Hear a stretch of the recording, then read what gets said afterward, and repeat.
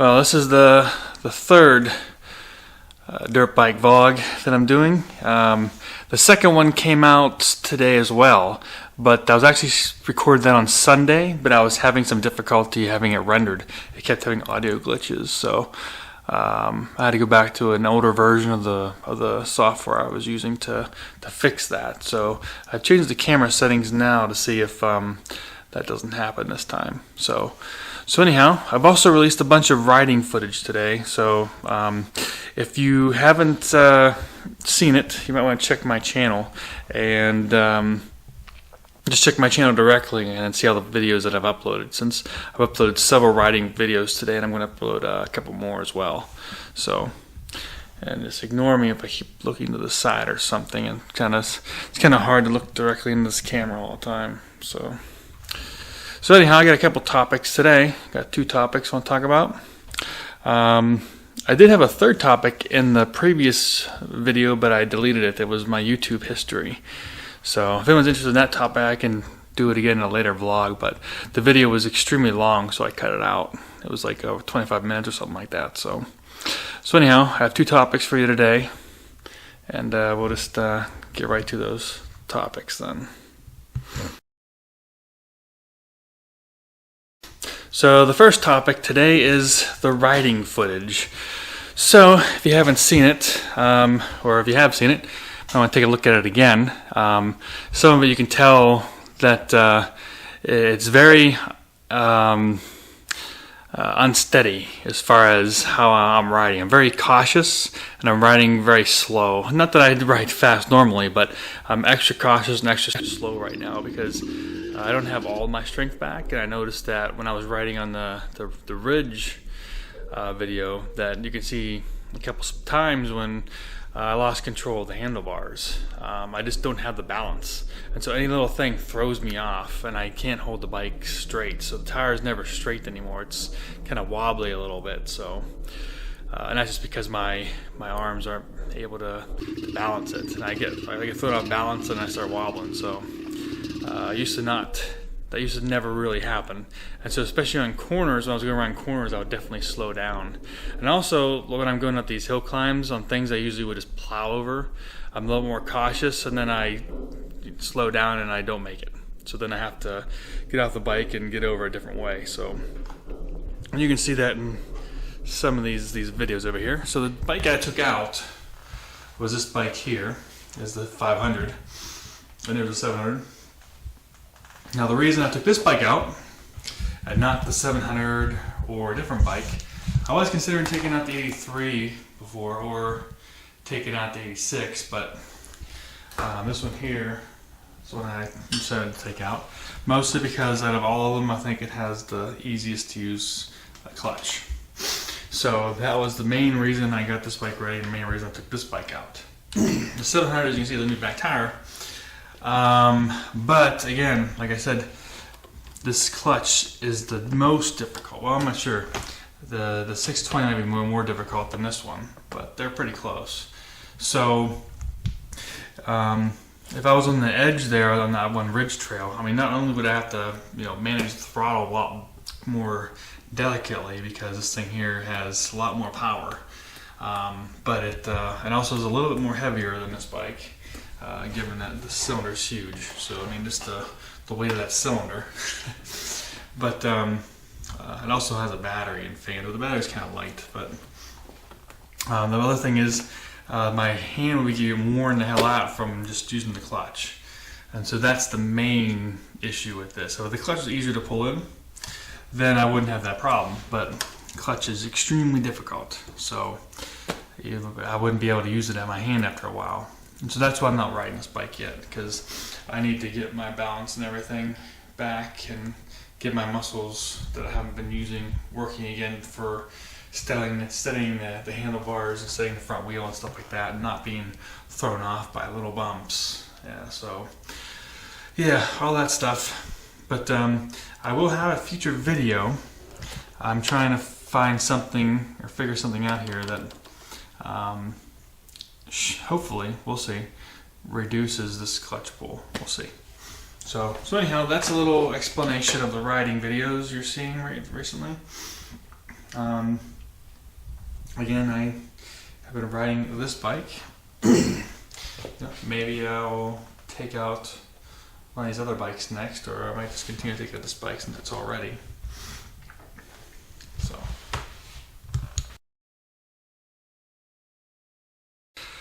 So I'm sure that you've seen this meme. Maico 700 because committing suicide with razor blades is for pussies, right? I'm sure everybody's probably seen this meme. If you haven't, now you have. So this has been passed around the internet. I have no idea who made this meme. However, I can tell you the background of this photo, and I can tell you for a fact that the picture of the bike in the photo is a 250. It's not the 700. In fact, here are a few more pictures of that same bike.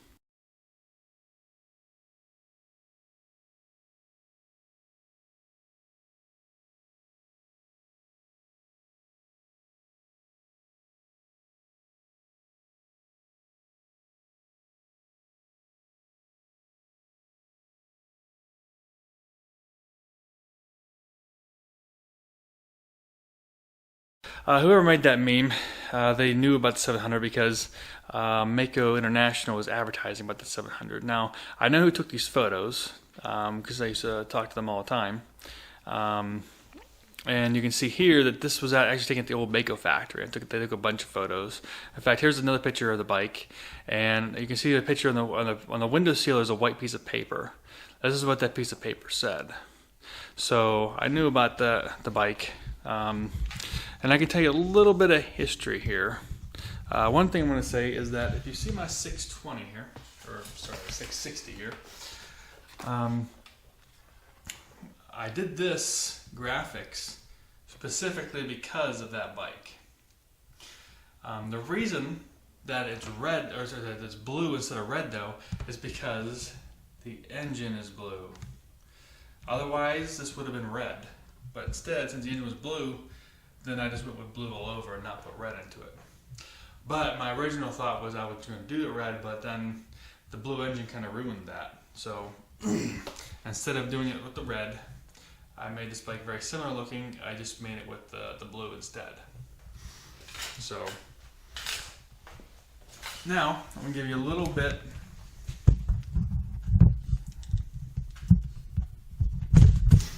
of some history here on Maico, so you can understand a little bit more, because everybody that ever talks anything on that bike doesn't really know what they're talking about. So let's see here. We can set this piece of paper up.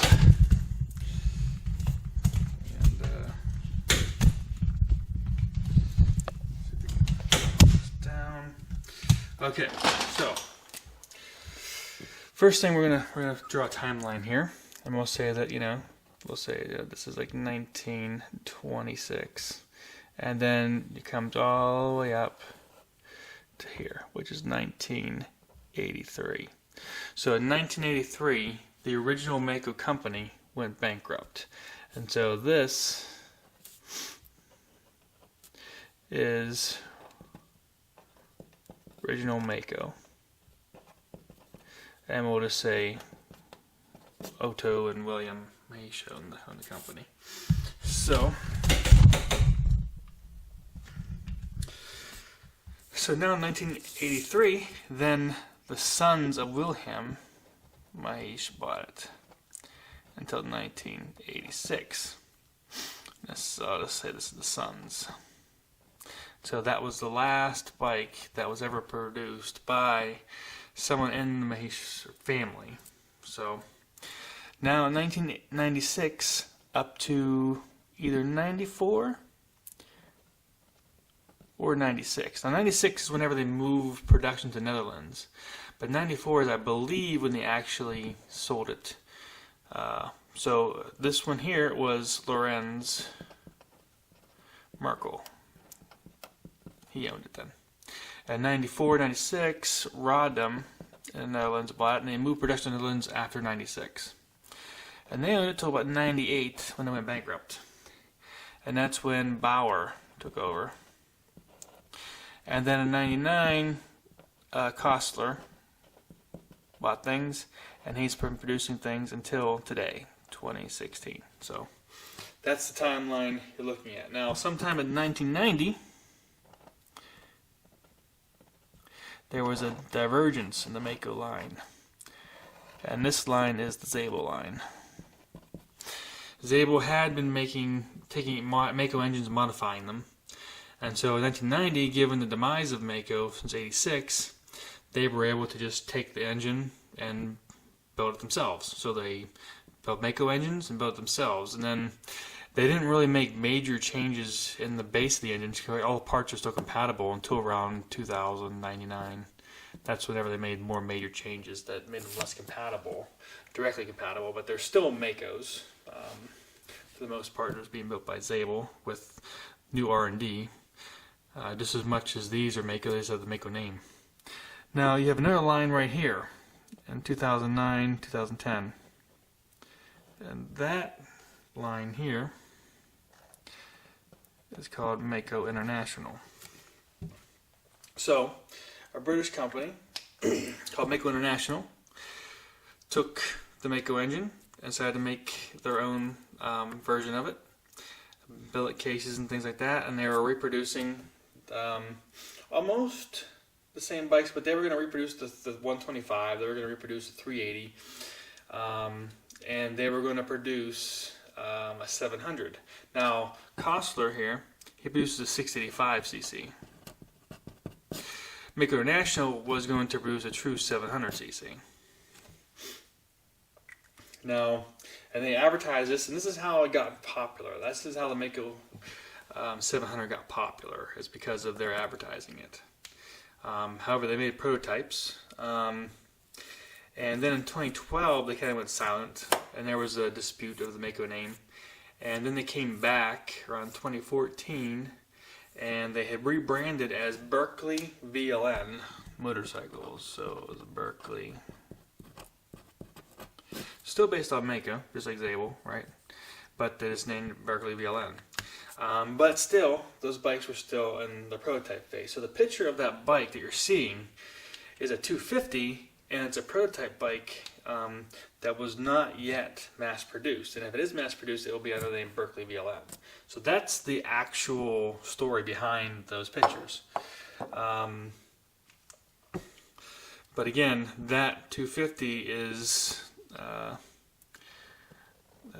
just some R&D on top of what you can get from Kostler, you know, bullet cases, and they had some F1 racing engineering that they discussed, but I don't know all the details of everything that was really different from Kostler's engines. But so essentially, that's the background. So that's the complete story behind that picture. That picture's a 250, and it's from it's a prototype of a bike that was not released. So the only bikes you can get currently that are released are the Kostler from this line, and you can get the Zabel engines, which they don't make a 250. So that is the background and the storyline. So if you see that meme, you can tell people that's not actually a 250, or a 700 is a 250. That's a bike prototype that was not released yet, and it's named Berkeley VLN now. But there are actual 685cc, which I call the Maico 700 now. So if you go to Kostler's website, it's 685cc. He never calls it a 700 really. That was Maico International called it 700. And since 700 got popular, no one's searching for 685. It's such an odd number that I call mine 700, and everyone calls it 700, even though it's actually 685, and it's actually marketed as a 685. It's not marketed as a 700, as Maico International's version was. Now Zabel also has a true 700. So, but again, the bike that you see in that picture is not a 700, and this is is the 620. You know, you can tell how much bigger. You can tell how much bigger these engines are compared to that bike in the picture. Over here.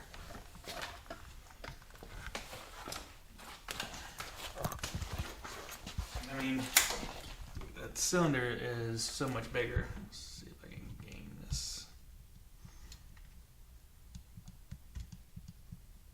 There you go. So, that cylinder is so much bigger than the bike in the picture. You can easily tell it's not. A lot of people are questioning, is that really a 700? Looks a lot smaller. Yeah, it's not a 700, it's a 250. But they were making a 700, but someone just took a picture of the 250. So yeah, you can tell. So yeah, so that's the story behind that picture. I said I don't know who wrote the meme, but as you saw, that meme is, the picture is of a 250, so the meme is not correct. And again, there was, Berkeley VLM released theirs. You'd have two versions. You'd have a 700cc Berkeley VLM, you'd have a 685 Maico, and I mean you also have a 700 Zabel, so you have three versions of that. And Zabel is completely different from these two. These two are more closely related than the Zabel engine. The Zabel engine is completely different, and in some future video maybe I'll go over that. So I wouldn't say it's completely different because they can use the same exhaust and stuff and have the same bolt pattern, but there are some differences I'll go over. So that's the history behind it.